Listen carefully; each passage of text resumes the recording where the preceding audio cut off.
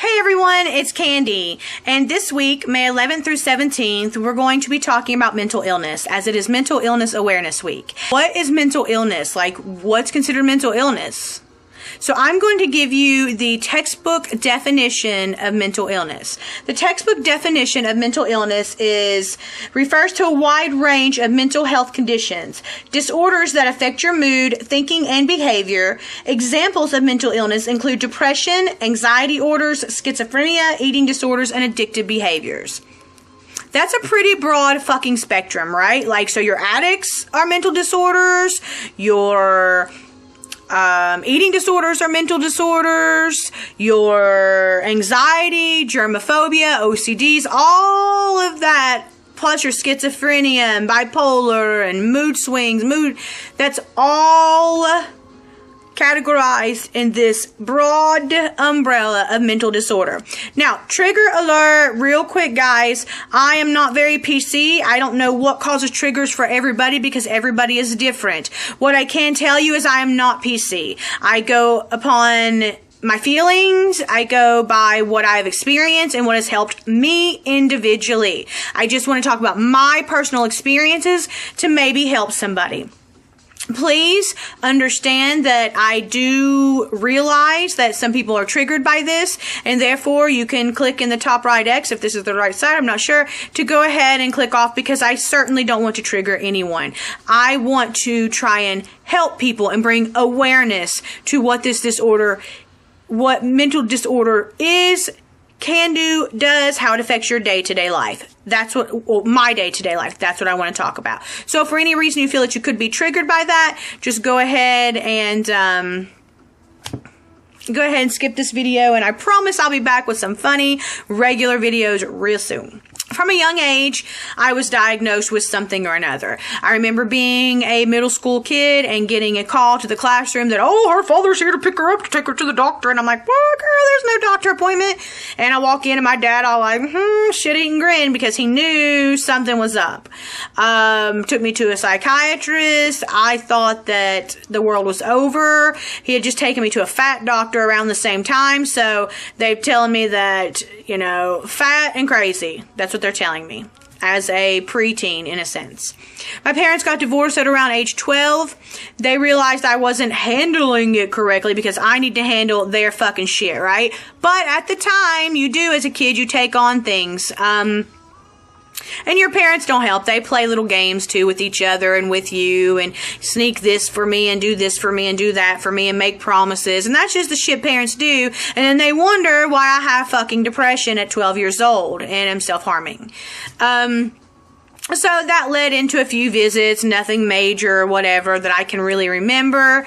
As I got into earlier adulthood, I would secretly go see psychiatrists or therapists. I didn't want anybody to know, whether it be someone I was dating or family or friends or work. I never wanted anybody to know because, because it's wrong to be labeled crazy or mental or whatever the fuck you want to call it. My sister ended up very ill in treatment for some of these disorders. I would say probably 12 or so years ago. And I flew in to be there for her. The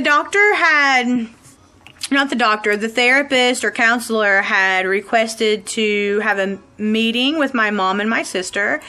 And my sister didn't feel comfortable because she could never tell people what really was going on, because she was too afraid of, like,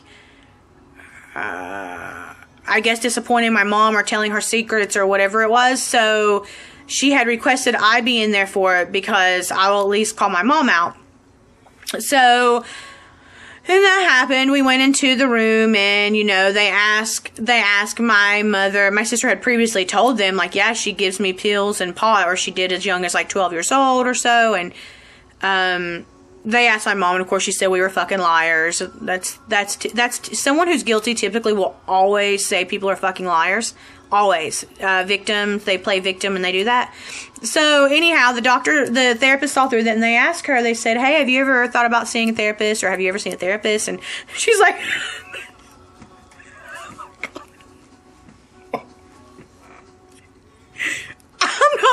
crazy one. They're the crazy ones. Oh my God. Really, bitch? That pretty much. Maybe a little over dramatized, but that was pretty much how it was. So we knew that we could never talk about that. She would always call us crazy, or, you know, not admitting to her own problems, which she's got. I won't let the skeletons out of her closet, but just know that that bitch got some skeletons of her own. And let me explain something to you guys. When you own up to who you are, listen, we're all fucked up. We all got fucked up shit going on. No matter what your fucked upness is, we all have it, okay? And until you own up to that, and until you go, yeah, this is what, you have a couple different options.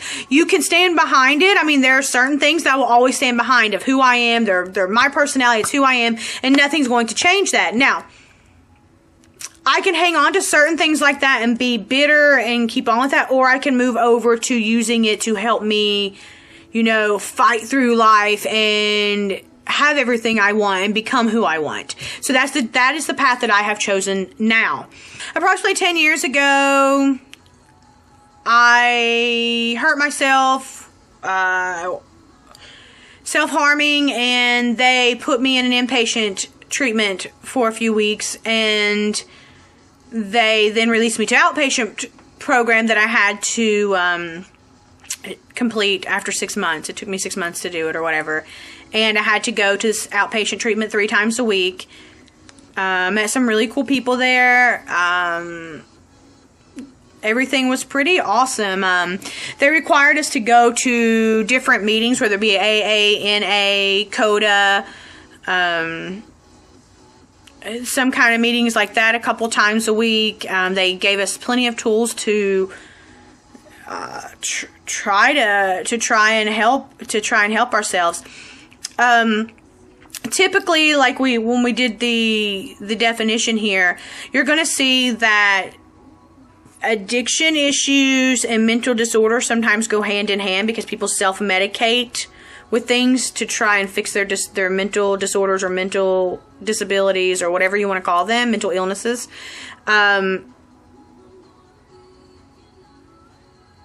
They dual diagnose you when you go into treatment. So, for example, when I went into treatment, they diagnosed me with having several mental illnesses, and then also having addiction, which my addiction was pretty much to self-harm.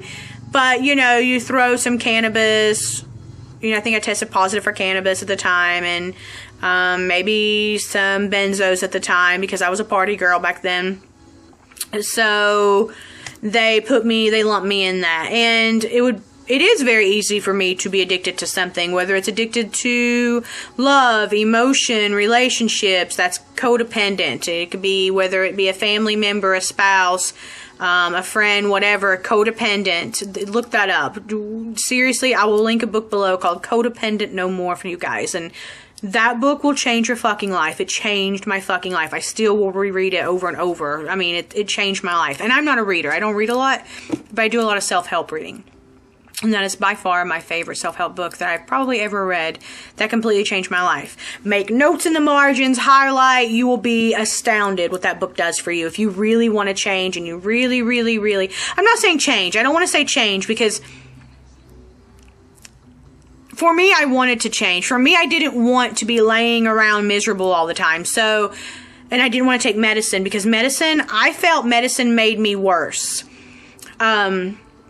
I would have highs and lows. I would have sometimes that it was working great, and then, I mean, I just felt like a lab monkey. They were just playing around with different mixtures and different, you know, amounts, and I just didn't like that. So, for me, I've chosen to go like a self-help route, like where I read a lot, and I do meditation and yoga, and try to do some exercise now.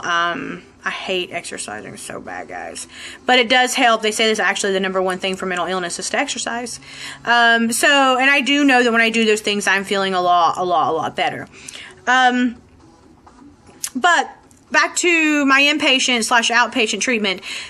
That was probably about 10 years ago, and I would say the last few years, just now utilizing everything. Like, this has been like a 10-year journey for me to where I can be okay in my skin, and not okay, more than okay. I'm happy with who I am, whether it be my mental illness or physical appearance or my heart, as far as like how I feel about people and things. Like, I feel I'm in the best place I've ever been. And that's not to say you don't have bad days, because there are days I got some bad fucking days. So it's not to say you don't have bad days, but it is something to say. There is something to say for actively trying to have a better life. And that's what I have done. Now, I understand that sometimes you just can't. That there are some days you can't. There are some days you can't pull it together. And there are some days you just can't fucking make it work. You just can't. It just doesn't work. And it's okay to have those days. But I want you guys to understand that it's not hopeless. I thought I was hopeless. I thought that I would never be with anybody that gave a fuck about me because I was crazy and fat. You know what I'm saying? So, like, instead, I realize that everybody's fucked up. Everybody has some fucked up issues. All of us. You have some fucked up issues. I've got fucked up issues. Everybody has some fucked up issues. The way we deal with them is what makes us different. I got tired of the pity party. I got tired of laying in bed. I got tired of being a victim. I got tired of being sad. Once again, I get that it's a chemical imbalance, and I get that some days, there are some days I just am sad for no reason, or I'm just in a bad mood. Like the other day, I was in such a bad fucking mood for no reason. I was just in a bad fucking mood. And I remember specifically saying to Pete, like, man, I just feel real bitchy. I don't know why. Nothing happened. I just, right now, don't feel like I want to deal with shit. And I didn't. I just laid down. I went to bed. So no matter how far you've come, you do still have that. You can't beat yourself up about it. You can't let other people beat you up about it. You let a bitch say something. You let somebody. Just ignore them. Like, do you understand that people who have some shit to say are people who are totally miserable with their lives and have nothing better to do than to make you feel like shit? There are literally people in this world that do that. And you can't worry about it. You cannot worry about it. In treatment, they teach you to eliminate people, places, and things that trigger you. So, anybody in your life that makes you feel less than, that makes you feel that you're not good enough, that you're crazy, that whatever they make you feel. Well, first of all, I want you to understand something. I keep saying you want you to understand, but seriously, something else they teach you in treatment is that nobody can make you feel a certain way. You make yourself feel a certain way. Like, you take that on. So, anybody that you allow to do that to you, you have to eliminate, period. Because this is what happens. You set boundaries for those people, right? And when they keep crossing those boundaries, you eventually have to go, bye-bye, you're not worth it. You're not worth me getting upset anymore. You're not worth me hurting anymore. You're not worth me crying anymore. You're not worth any of that anymore. That's your people. Places. There are places that are going to trigger you, okay? So, you know how it is when you go by a certain restaurant and you smell whatever and it reminds you of something, or there's certain, vodka, for example. I used to love vodka, but now the smell of vodka reminds me of my mother's breath. So I don't want to ever smell vodka. You drinks the cheap shit. Like, I don't ever, my sister and I always both say, like, we can't even stand the smell of vodka because it reminds us of her breath. So that's a thing. That's a thing I stay away from, is vodka, because it reminds me of that. So you have people, places, and things. Places, maybe you go somewhere that reminds you of some fucked up event that happened to you, or maybe you go somewhere that makes you feel uncomfortable. Like, there's so many different things thrown at each one of us that we're all different because we don't know what the other one's experienced. So maybe, you know, being at the beach to me is relaxing, and maybe to you it reminds you of a fucked up time and you can't go to the beach. So just don't fucking go anymore. Like, you have to eliminate people, places, and things that trigger these fucked up feelings or reactions from you. So that's the number one thing, like, to start with that. If nothing else, start making boundaries. Okay, nope, I'm not doing this. This is why I'm not doing this. It does this to me, and I'm not doing that. That has changed me so much. Being like, okay, I want to go do this. Oh, but what's the outcome going to be? Is this going to happen if I do that? If this is going to happen, then it's not worth it. You know what? Let's cut that out today. On the days you're feeling super manic, anxious, sad, whatever it is, those are the days you need to realize what's going on. And those are the days you go, you know what? Today, I'm not going to let that other outside entities interfere, so let me just whatever today. And it's baby steps. It's little by little by little by little. Now I push myself. I do exposure therapy. So if I'm feeling bold enough, I will do something, like, for example, I'm a germaphobe. So touching door handles is not something I do on a typical basis. I mean, we went to the pet store today and it took me 10 minutes to open the door. Not really, but a long time to open the door because my shirt kept falling off my hand. So today I wasn't trying to battle a door handle because it might fuck with my psyche. But tomorrow I might be feeling, or this evening maybe feeling a little more adventurous and just fucking open a door. So you have to do things on your terms, guys. You have to do things in your way, on your time. And don't let any other outside entities stress you or pressure you into doing anything that you're not comfortable with. And then that kind of goes redundant when I say, like, oh, exposure therapy. But to start a healing process and to start a process to help, I feel, for me, I had to start like that. I had to start with boundaries, and I had to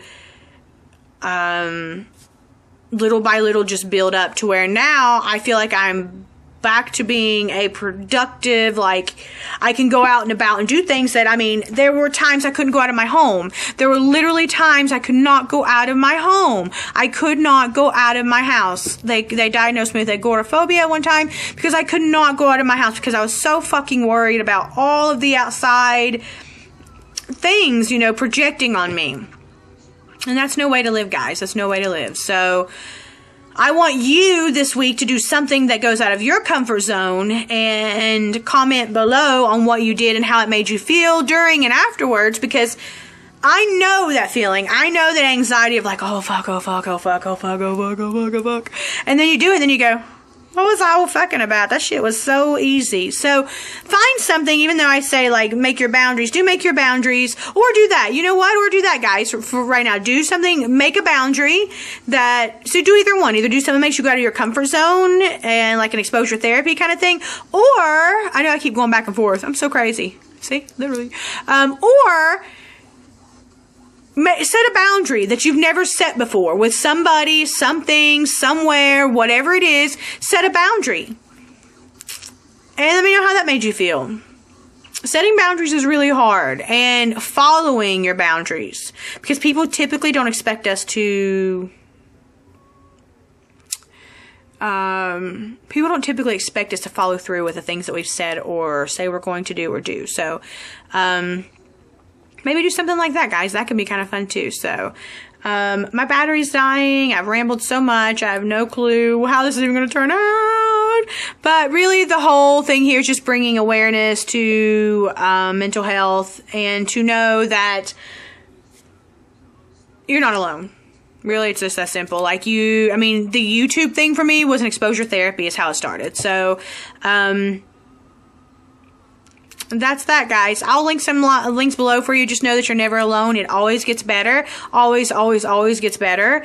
We have one life to live, and it is spectacular. So just remember, you're worthy. You're worthy of everything you want out of life. Don't let anything hold you back. And just go for it. Do what you want to do, guys. I'll see you tomorrow. Mwah. Bye.